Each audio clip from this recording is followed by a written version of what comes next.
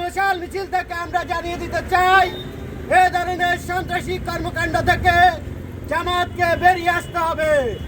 অন্যথায় আমরা তাদের বিরুদ্ধে দুর্বার আন্দোলন গড়ে তুলব।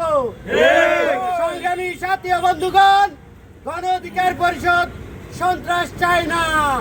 এই বাংলাদেশে কোন সন্ত্রাসীদের ঠিকানা হতে দিবে না।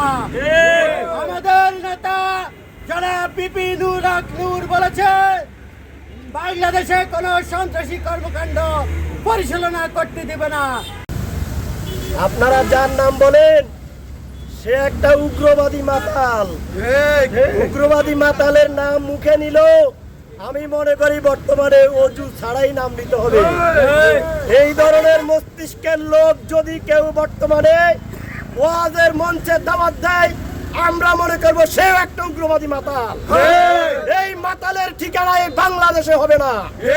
কারণ আপনারা দেখেছেন, আমরা যারা পড়ালেখা করেছি, আমরাও অঙ্ক করেছি, লাস্টে সেটার সমাধান হয় মানে সমাধান প্রমাণিত। শোন, ওনার কথায় প্রমাণিত উনি একজন উগ্র মাতাল এবং মুনাফেক মৃত্যুক। আপনারা জানেন উনি বলেছে নূর আর রাশেদ ছাড়া কেউ নাই, এবং মামলা করতে যাওয়ার সময় উনি বলতেছে আমি কয়েকজনের নাম জানি, আরো অজ্ঞাত 20 থেকে 25 জন আছে গণ অধিকার পরিষদের।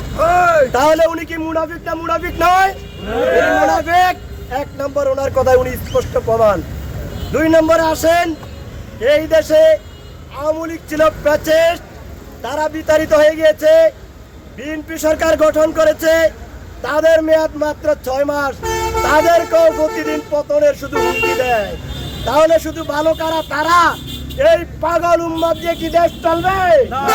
এই ধরনের উম্মাদ দিয়ে কখনো দেশ চলতে পারে না।